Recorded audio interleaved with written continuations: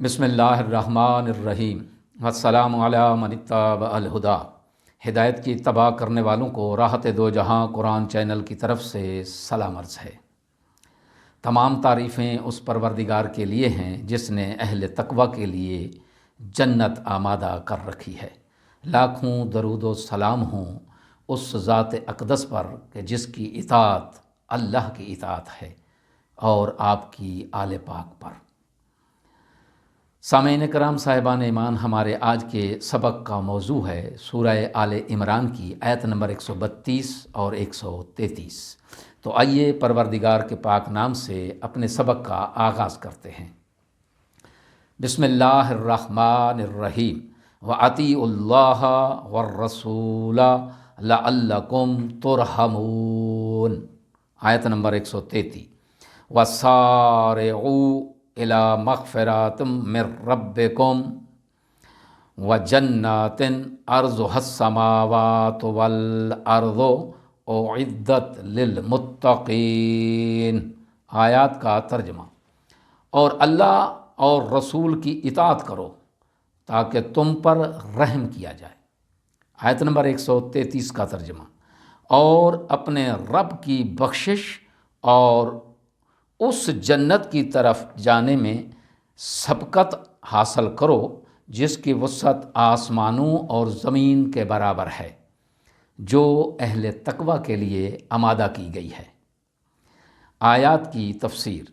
وَأَطِیعُوا اللَّهَ، پہلی آیت میں ان لوگوں کے لیے تنبیہ ہے جو تمام مسائل کا حل صرف قرآن میں تلاش کرتے ہیں اور سنت کو یا تو قبول ہی نہیں کرتے یا اپنی خواہشات کے مطابق اس کی توجیہ و تعویل کرتے ہیں۔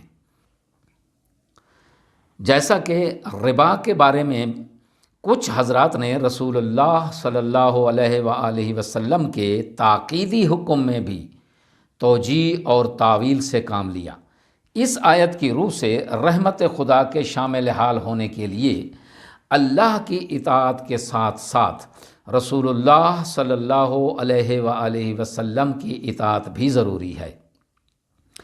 اگر اللہ کی اطاعت ہی کافی ہوتی تو اطاعت رسول صلی اللہ علیہ وآلہ وسلم کو علیحدہ بیان کرنے کی ضرورت نہ تھی۔ اس کی وجہ یہ ہے کہ رسول اللہ صلی اللہ علیہ وآلہ وسلم کی ذمہ داری صرف آیات کا پڑھ کر سنانا ہی نہیں، بلکہ قرآن کی روح سے رسول اللہ صلی اللہ علیہ وآلہ وسلم کی 3 ذمہ داریاں ہیں۔ پہلی ذمہ داری ہے تلاوت آیات، اور دوسری ذمہ داری ہے تزکیہ نفوس، تیسری ذمہ داری ہے تعلیم اور تربیت۔ جیسے سورہ جمعہ میں ارشاد ہوا، یتلو علیہم آیاتہ ویزکیہم ویعلمہم الکتاب والحکمۃ۔ اس کا ترجمہ یہ ہے کہ انہیں اس کی آیات پڑھ کر سناتا ہے اور انہیں پاکیزہ کرتا ہے اور انہیں کتاب اور حکمت کی تعلیم دیتا ہے۔ تعلیم کتاب سے مراد لفظی تشریح و تفسیر نہیں ہے، بلکہ قرآن کے کلی احکام کی تفصیل اور مجمل احکام کی وضاحت ہے۔ جیسے اقیم الصلاۃ میں نماز کی تفصیل، اور آتوا الزکوٰۃ میں زکوٰۃ کی تفصیل، لا تاکلوا الربا میں حرمت ربا کی تفصیل اور توضیح وغیرہ وغیرہ۔ اسی طرح رسول اللہ صلی اللہ علیہ وآلہ وسلم کی اطاعت سے ہی اللہ کی اطاعت ہو سکتی ہے۔ رسول اللہ صلی اللہ علیہ وآلہ وسلم کی اطاعت اللہ کی اطاعت سے ہٹ کر کوئی دوسری چیز نہیں ہے۔ جیسا کہ سورہ نساء میں ارشاد ہوا، من یطع الرسول فقد اطاع اللہ، جس نے رسول کی اطاعت کی اس نے اللہ کی اطاعت کی۔ وَسَارِعُوا، دوسری آیت میں فرمایا رب کی بخشش اور عفو کی طرف جانے میں سبقت لو۔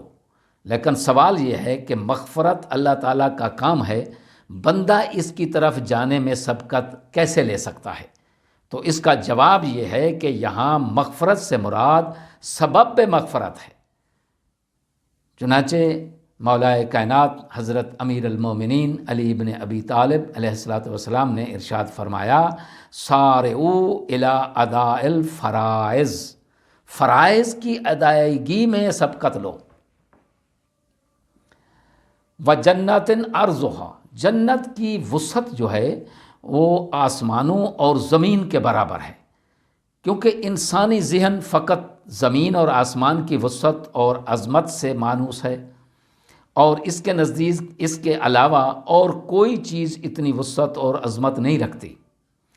اس لیے یہ جنت کی بے پایاں اور ہمارے تصورات سے بالا تر اور وسیع اور عظیم ہونے کی طرف ایک اشارہ ہے۔ آیت میں بیان ہونے والا اہم نقطہ ایک ہی ہے، اور وہ یہ کہ نیک اعمال میں ایک دوسرے پر سبقت لے جانے کی کوشش یہ تقویٰ کی علامت ہے۔ آخر میں دعا ہے کہ خداوند عالم ہمیں نیک اعمال میں سبقت لے جانے کی توفیق عظیم عنایت فرمائے۔ وآخر دعوانا ان الحمد للہ رب العالمین۔